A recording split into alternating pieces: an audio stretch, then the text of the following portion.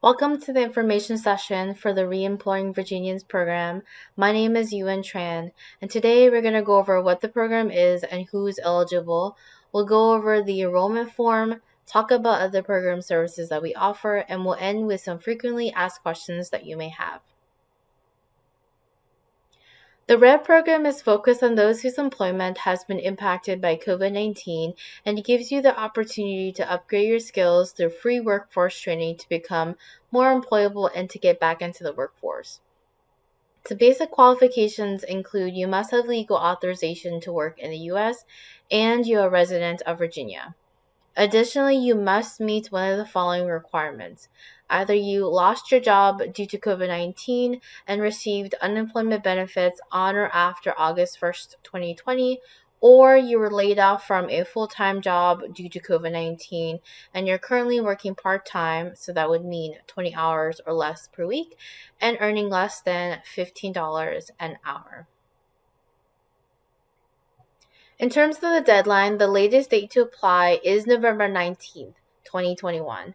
This doesn't mean that you have to wait till November to apply. We are accepting applications now. So if you're interested in getting short-term workforce training, you may apply as soon as possible. The training assistance is available in the following industries: healthcare, information technology, skilled trades, early childhood education, and public safety. In terms of the funding, the amounts will vary based on the length of training. The REV grant can fund up to $1,000 for short-term training, but you can choose to cover the remaining costs if it exceeds the limit. The grant is also helping those who are currently in college. So for part-time students with less than 12 credit hours, up to $1,500, and for full-time students with 12 or more credit hours, up to $3,000. Now we're going to show you the enrollment form, which you'll get from one of our screeners in an encrypted email after you've spoken to a REV staff member or following an information session. For this form, you'll need to make sure to fill out everything completely. At the top here is your basic contact information: your name, last 4 digits of your social security number, gender, date of birth, address, phone number, and email. Moving on to this next section, which is important because it determines your eligibility. You'll want to check off your residency, whether or not you're a DACA student or a dual enrollment student, and one of the 2 reasons you've had employment-related challenges due to COVID-19.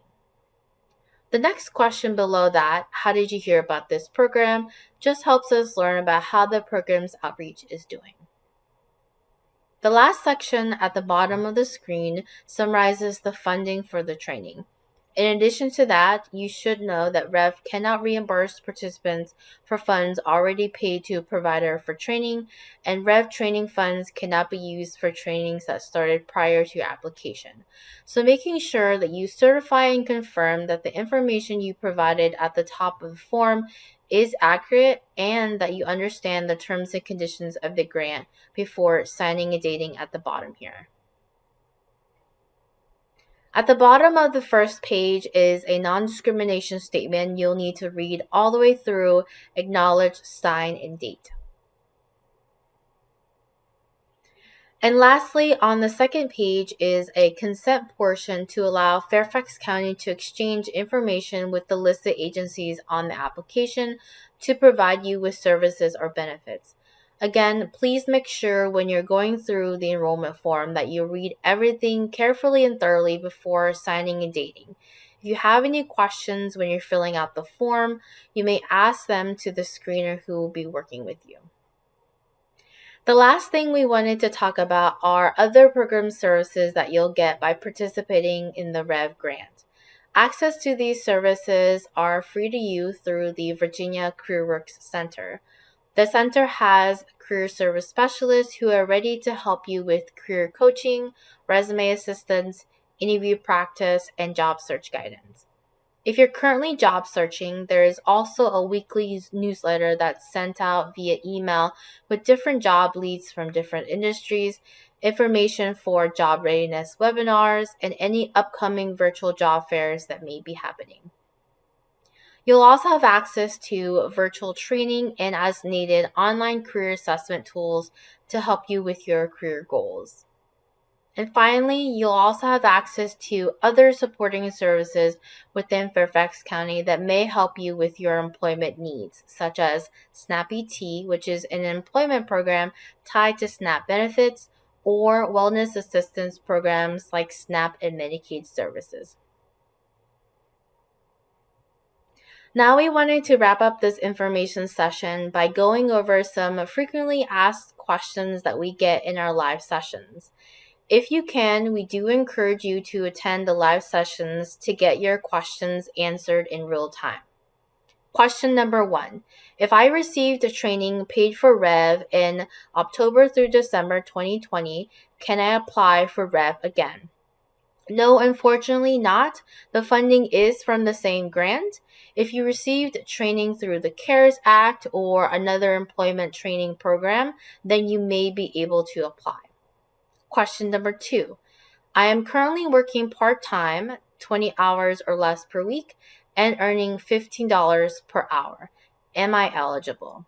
No, unfortunately not. Applicants must be making less than $15 per hour.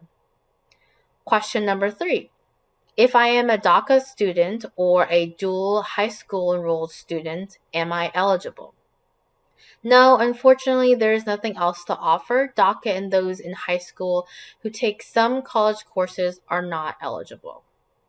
Question number 4.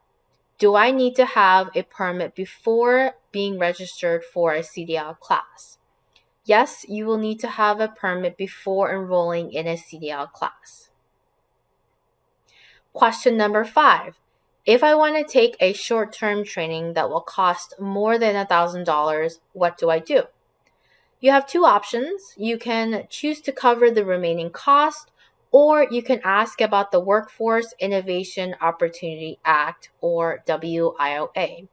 We do want to note that there are additional requirements that must be met with the WIOA program.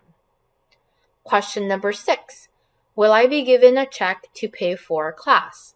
No, the payment for the class will be submitted directly to the training provider. Question number 7. Do I need to wait until November to start my training? No, you can start once the enrollment form is submitted to the screener. It's recommended not to wait until the last date to apply for the workforce training. And lastly, question number 8. If I have questions, who should I contact? Questions may be emailed to dfsworks@fairfaxcounty.gov. You can also give us a call at 703-533-5341 with Virginia Relay 711, or you can contact your screener directly. Thank you for watching the information session. If you're interested in the REV program and you find yourself eligible, please email me at dfsworks@fairfaxcounty.gov. In your email, please let me know that you watched the information session and we'd like to know the next steps to start the enrollment process.